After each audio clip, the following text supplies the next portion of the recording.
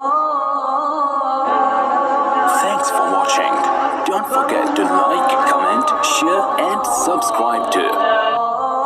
السلام علیکم ورحمۃ اللہ وبرکاتہ نحمدہ ونصلی علی رسولہ الکریم۔ محترم بزرگوں اور دوست میرے ساتھیوں، ایک بزرگ گزرے ہیں حضرت سید احمد رفاعی رحمۃ اللہ علیہ۔ علامہ سیوطی رحمۃ اللہ علیہ نے ان کا واقعہ لکھا ہے کہ جب وہ سن 555 ہجری میں حج کے لیے تشریف لے گئے اور مدینہ طیبہ روضہ اقدس علی صاحبہ الصلاۃ والسلام پر حاضری دی تو بآواز بلند عرض کیا، السلام علیکم یا جدی۔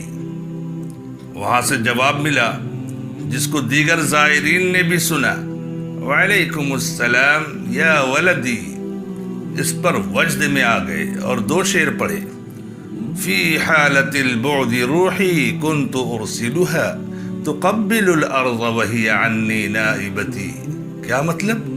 یعنی دوری کی حالت میں تو روح کو قدم بوسی کے لیے اپنا نائب بنا کر بھیجا کرتا تھا۔ فَهَذِهِ دُولَةُ الْأَشْبَاحِ قَدْ حَضَرَتْ فَامْدُدْ يَمِينُكَ كَيْ تُخَطِّي بِهَا شَفَتِي۔ یا رسول اللہ صلی اللہ علیہ وسلم، اب جسم کی باری ہوئی ہے، اس واسطے دست اقدس بڑھا دیجئے تاکہ اس کو بوسہ دے سکوں۔ فوراً قبر اطہر سے حضور اقدس صلی اللہ علیہ وسلم کا دست مبارک نمودار ہوا، کالشمس فی نصف النہار، جیسا دوپہر کو سورج کی روشنی ہوتی ہے جس کی نورانیت آفتاب نیم روز کی طرح تھی۔ انہوں نے آگے بڑھ کر بوسہ دیا صلی اللہ علیہ وسلم۔ اس کے بعد آپ صلی اللہ علیہ وسلم کا نورانی ہاتھ قبر اطہر میں چلا گیا۔ علامہ سیوطی رحمۃ اللہ علیہ کا بیان ہے کہ 90,000 آدمیوں نے اس کا مشاہدہ کیا، زیارت کی۔ بڑے جلیل القدر اولیاء اللہ اس مجمع میں موجود تھے۔ پیران پیر حضرت خواجہ عبد القادر جیلانی رحمۃ اللہ علیہ بھی اس میں تھے۔ حضرت تھانوی علیہ الرحمہ فرماتے ہیں کہ ایک بزرگ سے کسی نے پوچھا کہ آپ کو اس وقت حضرت سید احمد رفاعی رحمۃ اللہ علیہ پر رشک بھی ہوا؟ تو فرمایا، ہم اس وقت حاملان عرش بھی رشک کر رہے تھے۔ پھر جب آپ کو افاقہ ہوا تو دیکھا کہ لوگوں میں بڑی عزت ہو رہی ہے، اس لیے نفس کا علاج کیا۔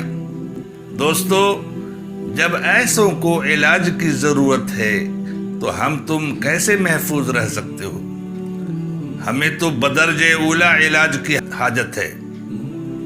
علاج یہ کیا کہ مسجد نبوی کی دہلیز پر لیٹ گئے اور لوگوں سے فرمایا کہ میں تمہیں خدا کی قسم دیتا ہوں کہ میرے اوپر سے گزرو تاکہ ذلت ہو۔ لوگوں نے ان کے اوپر سے پھاندنا شروع کیا۔ حاضرین میں سے کسی نے ایک بزرگ سے دریافت کیا کہ آپ نہیں پھاندے؟ فرمایا، اگر میں ایسا کرتا تو آتش قہر مجھے جلا ڈالتی۔ وہ تو اندھے تھے جو پھاندے۔ بھائیو، نفس کو کیسا کچلا ہے!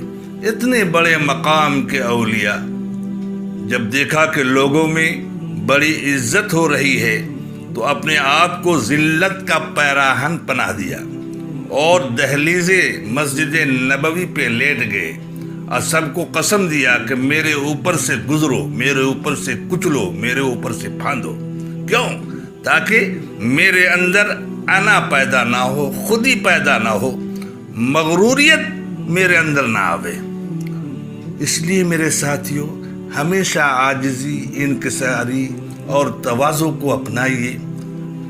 چاہے آپ ولایت کے اعلیٰ مقام پر کیوں نہ پہنچ جائیں، ولایت کا پہاڑ کیوں نہ حاصل ہو جائے، لیکن اپنی عاجزی اور تحقیری کو کبھی نہ چھوڑیں۔ یہی ترقی کا زینہ ہے۔ اللہ ہمیں آپ کو توفیق عطا فرمائے، آمین۔